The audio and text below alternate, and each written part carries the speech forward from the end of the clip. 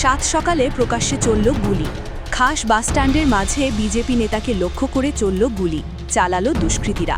রক্তাক্ত অবস্থায় লুটিয়ে পড়লেন বিজেপি নেতা ত্রিলোকেশ ঢালি। বুধবার সকালে এই ছবির সাক্ষী থাকলেন গোটা বিশ্বের সনাতনীদের তীর্থক্ষেত্র গঙ্গাসাগরের বাসিন্দারা। কপিল মুনির আশ্রম থেকে ফেরার পথে বিজেপি নেতাকে গুলি করার অভিযোগ উঠল তৃণমূলের বিরুদ্ধে, যাতে প্রশ্ন উঠছে বিজেপির পরিবর্তন যাত্রার জনপ্লাবন দেখে কি ভয় পেয়েছে তৃণমূল? বুঝতে পারছে রাজ্যে কোথাও আর মাটি নেই তাদের পায়ের তলায়। বাংলায় কি তবে ব্যক্তি হত্যার ঘৃণ্য রাজনীতি ফেরাতে চাইছেন মমতা বন্দ্যোপাধ্যায়? বুধবার সকাল ঠিক ৮টা গঙ্গাসাগরের শ্রীধাম বাসস্ট্যান্ডে তখন অন্যান্য দিনের মতোই ব্যস্ততা। তখনই কপিল মুনির আশ্রম দর্শন করে বাড়ি ফিরছিলেন বিজেপি নেতা ত্রিলোকেশ ঢালি। প্রকাশ্যে বিজেপি নেতাকে লক্ষ্য করে গুলি চালায় দুষ্কৃতীরা। গুলি লাগে ত্রিলোকেশ বাবুর পেটে। রক্তাক্ত অবস্থায় লুটিয়ে পড়েন তিনি। প্রত্যক্ষদর্শীরা জানিয়েছেন আততায়ীরা আগে থেকেই সেখানে একটি গাড়িতে ওত পেটে বসেছিল। গুলি চালিয়ে চোখের পলকে এলাকা ছাড়ে তারা। স্থানীয় মানুষ এবং বিজেপি কর্মীরা দ্রুত উদ্ধার করে ত্রিলোকেশ বাবুকে সাগর গ্রামীণ হাসপাতালে নিয়ে যান, কিন্তু অবস্থার অবনতি হওয়ায় শেষ পর্যন্ত তাকে কলকাতায় স্থানান্তরিত করতে হয়েছে। আমি দেখেছি সকাল থেকে একটা স্কুটি দাঁড়িয়ে আছে, হেলমেট পরা, অনেকখানা দাঁড়িয়েছে, লাইনের ওদিক দিকে হচ্ছে। আমরা কাজে গিয়েছিলাম, কাজ থেকে যখন ফিরে বাড়িতে সবে ঢুকছি, দিদিবের বাবা হুড়ি করে করে যাচ্ছে, আমাকে দিদি বেরিয়ে আরে, আমাকে গুলি করে দিয়েছে রে, দুটো গুলি করে দিয়েছে, বেরিয়ে আরে। আমরা যখন ছুটে যাই রক্ত নদী হয়ে যাচ্ছে, সেই মুহূর্তে অচেতন হয়ে গেছে, ওকে গাড়িতে তুলে নিয়ে চলে গেছে। কখন ঘটলো এই ঘটনা? এই 7:30টার দিকে ঘটনা ঘটেছে। সকালে আর গাড়িটা দাঁড়িয়ে আছে সকাল থেকে। এখন বর্তমান কোথায় রয়েছেন?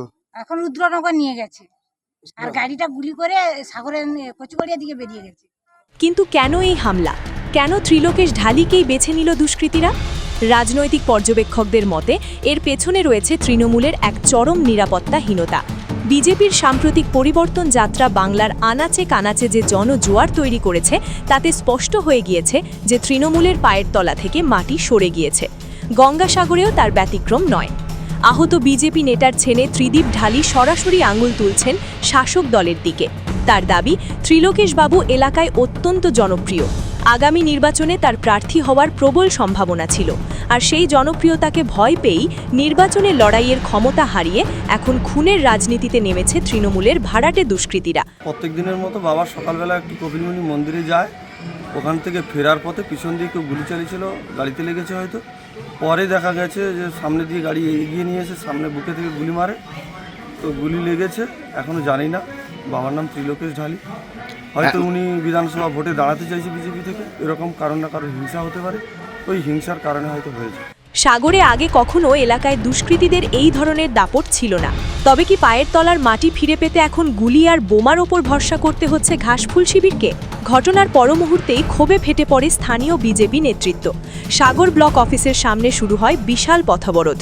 বিজেপির অভিযোগ, যখনই কোনো বিরোধী নেতা সাধারণ মানুষের পাশে দাঁড়ান, যখনই কোনো এলাকায় বিজেপির শক্তি বাড়ে, তখনই সেখানে বন্দুকের নল উঁচিয়ে ভয় দেখানোর চেষ্টা করে শাসক দল। কিন্তু বিজেপি নেতৃত্ব হুঙ্কার দিয়ে জানিয়েছে, রক্ত ঝরিয়ে জনতাকে আটকানো যাবে না। পরিবর্তন যাত্রা যে পরিবর্তনের ডাক দিয়েছে, তা বাংলার মানুষ মনে প্রাণে গ্রহণ করেছে। পুলিশ তদন্ত শুরু করেছে ঠিকই, কিন্তু সাধারণ মানুষের মনে প্রশ্ন, অপরাধীরা কি আদৌ ধরা পড়বে, নাকি রাজনৈতিক প্রভাবে ছাড় পেয়ে যাবে তারা?